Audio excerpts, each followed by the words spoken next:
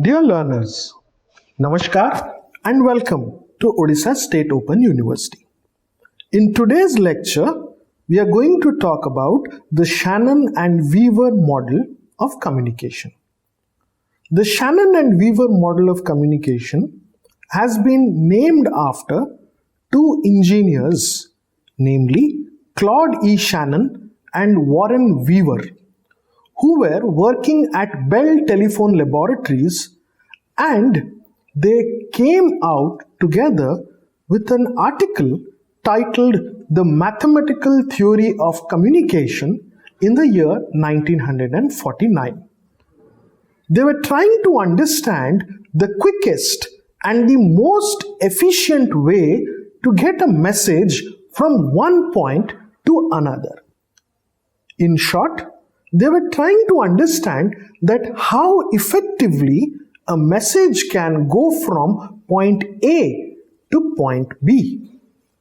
They were also trying to find out that how can communication messages be converted into electric signals. So as you can see in this model, there are certain elements. What are those elements? There is a sender who acts as an information source, the first point from where the information is transmitted. And once it is transmitted, it requires a certain channel through which the message can go from the sender to the receiver. Now, once it is going to the destination, also known as the receiver, it needs to be decoded. This is, in short, the mathematical model of Shannon and Weaver. Now, there is an interesting element in this model. The concept of noise has been introduced. Now, you all must be wondering, what is this noise which we are talking about? Well, it is not only physical noise, but rather anything which acts as a distortion between the sender and the receiver in the process of receiving the message. The noise can be physical, it can be also social, psychological, and other types of noise. The physical noise is something which creates a disturbance through our physical surroundings. So when you pick up your phone and you are talking to somebody and there is a whoosh whoosh sound in your phone, that is an example of a physical noise.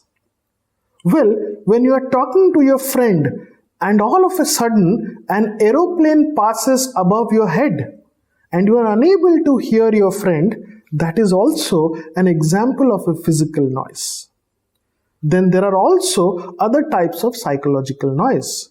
For example, you are a student, you are sitting in a classroom, but you are not attentive to the lectures of your teachers. Your mind is wandering somewhere else. That is an example of a psychological noise. So this was an important concept which Shannon and Weaver introduced in their communication model. As you also see that the process of communication will be effective if there is an element called feedback. What is the purpose of communicating from one person to another if we don't know what is their feedback? Let me give you another example. You have taken all the efforts to cook a wonderful dish in your home for your special friend.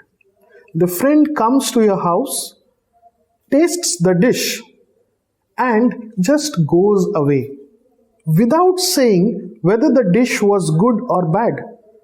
Don't you think you would be a little surprised and shocked? Why? Because you were expecting a feedback. Whether the dish was good, was it bad, did it need some other improvements? Because based on that feedback, you would have decided to change your course of action the next time you prepare that particular dish.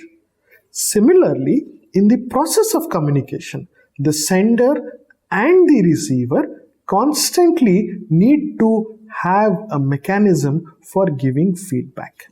Because without feedback, we will not have an idea as to whether the receiver is receiving the messages as it has been intended for them.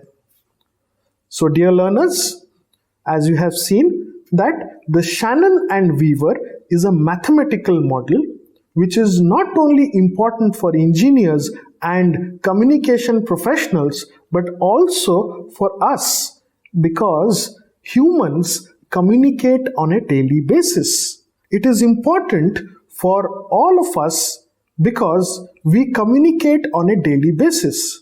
And especially in the 21st century, we are not only communicating verbally, face to face, but new forms of communication models and channels have also emerged.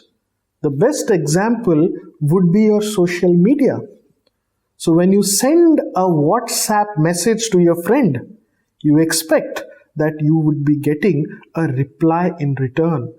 If you don't get a reply in return, don't you think that you are a little disturbed as to what happened, why the friend has not given me a reply? If that is the case and that is the scenario, then this is the model which will help you understand this particular phenomenon.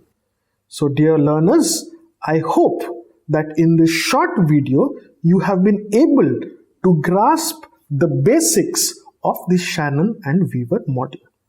Thank you.